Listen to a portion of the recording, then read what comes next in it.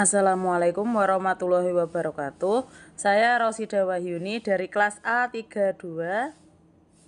Di sini saya akan membahas tentang salah satu penelitian, yaitu sebuah penelitian yang berasal dari Journal of Management and Social Science. Di sini diterbitkan volume 1 nomor 1 pada Januari 2023. Di sini jurnal tersebut berjudul Pendidikan Luar Sekolah dalam Konteks Pendidikan Islam karya Nurwinda Aulia Nasution dan kawan-kawannya. Pendidikan luar sekolah atau pendidikan yang informal pastinya. Di sini pendidikan tersebut sebelumnya kita harus membagi pendidikan menjadi 3. Yang pertama yaitu pendidikan formal atau pendidikan wajib belajar yang digalakkan oleh negara. Kedua adalah pendidikan informal atau pendidikan yang tidak secara langsung digalakkan oleh negara, namun masih diawasi oleh negara secara langsung, seperti contohnya madrasah. Madrasah di sini seperti madrasah diniyah ataupun madrasah-madrasah lain yang menggunakan kurikulum ataupun segala sesuatu yang mengikuti arahan-arahan pasti dari pemerintah. Sedangkan yang ketiga adalah pendidikan atau pembelajaran informal, di mana pembelajaran ini berlangsung sepanjang hayat kita dan kita peroleh dari lingkungan sekitar kita. Dari pendidikan ini berdasarkan dari penelitian tersebut menghasilkan beberapa hal. Salah satunya yaitu pengaruh yang dapat mempengaruhi sebuah pendidikan. Salah satunya yaitu pendidikan informal yang diikuti oleh seseorang tersebut, seperti madrasah diniyah ataupun madrasah-madrasah informal yang lain. Yang kedua yaitu tradisi masyarakat yang berlaku di lingkungan tersebut. Jika tradisi lingkungan di sana memang kental dengan pendidikan Islam, maka masyarakat-masyarakat di sana, anak-anak di sana akan sangat berpengaruh terhadap pendidikannya. Jika lingkungan tersebut seperti contoh, mohon maaf, lingkungan yang agak abangan ya di sini. Orang Jawa menyebutnya lingkungan abangan atau lingkungan yang memang secara tertulis hukum agama adalah agama Islam, namun pada kenyataannya praktek keagamaan di sini sangat minim ya. Itu juga akan sangat berbeda hasilnya. Dan yang ketiga adalah pengaruh dari agama tersebut. Bagaimana sebuah agama dipatuhi atau tidak oleh sebuah masyarakat, dan itu akan sangat berpengaruh terhadap hasil pendidikan anak-anak di lingkungannya. Selain dari faktor-faktor yang berpengaruh tersebut, ada hal-hal yang dapat mempengaruhi juga, dan di sini yang berperan adalah yang pertama yang sangat pasti adalah teknologi. Di sini kita sangat familiar dengan yang namanya gadget, dengan yang namanya laptop, iPad, ataupun alat-alat yang lain ya. Dan yang pasti di sini bagaimana sebuah iPad ini atau sebuah teknologi ini juga dibekali dengan fasilitas-fasilitas seperti aplikasi-aplikasi TikTok, aplikasi YouTube, aplikasi-aplikasi yang lain yang sangat berperan dalam pendidikan tersebut. Kedua yaitu terdapatnya lembaga pembelajaran.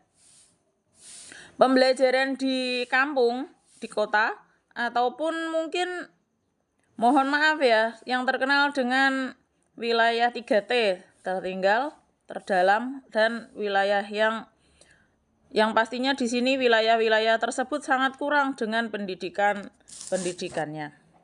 Jangankan pendidikan formal ya, pendidikan informal pun di situ sangat minim.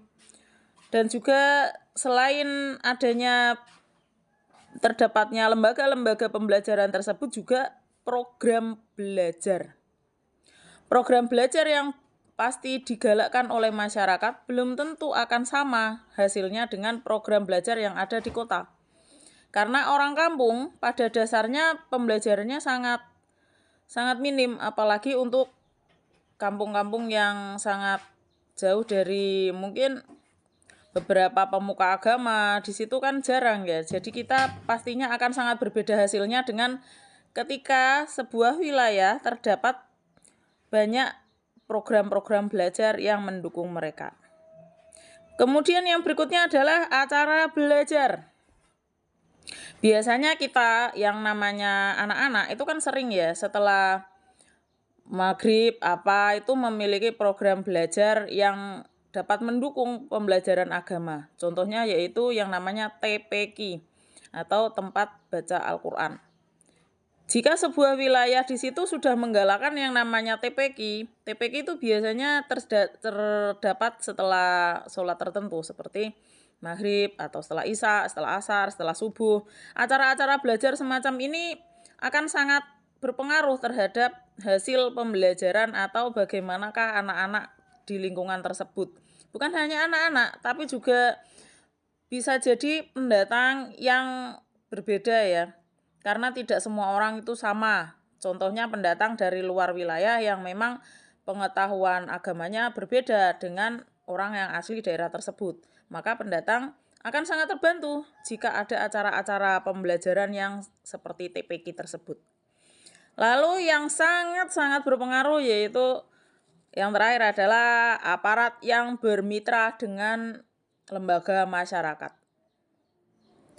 Mitra untuk kelembagaan di sini sangat banyak ya. Contoh salah satunya yaitu Nahdlatul Ulama, Muhammadiyah, ataupun lembaga-lembaga mitra yang lain yang sangat mendukung keberadaan dan kelangsungan agama kita. Bagaimana kita akan mempengaruhi kehidupan kita. Aparat-aparat tersebut bukan hanya memberikan bantuan finansial, namun juga memberikan bantuan perlindungan terhadap bagaimana hukum dapat berlaku di sini. Contohnya, sebuah lembaga ataupun perkumpulan sosial kita harus terdaftar dalam negara. Jika tidak terdaftar, maka akan disebut dengan aktivitas ilegal. Nah, disinilah peran dari aparat-aparat ini untuk membantu supaya kita tidak disebut dengan kegiatan ilegal. Penelitian dari Nurwinda Aulia Nasution ini dan kawan-kawannya sangat membantu kita bagaimana kita akan mempengaruhi pendidikan anak kita, bagaimana kita bisa memperkaya budaya bangsa kita, dan bagaimana melestarikan apa yang sudah ada. Karena semua pendidikan, baik formal maupun non-formal juga sama pentingnya. Pendidikan luar sekolah itu merupakan mekanisme yang menjadi peluang bagi masyarakat untuk berkarya dan memperkaya pengetahuan, keterampilan sepanjang hidup kita. Terima kasih. Semoga dapat bermanfaat dan terima kasih untuk penelitian dari Nurwinda Aulia Nasution. Semoga dapat bermanfaat untuk kita semua. Assalamualaikum warahmatullahi wabarakatuh.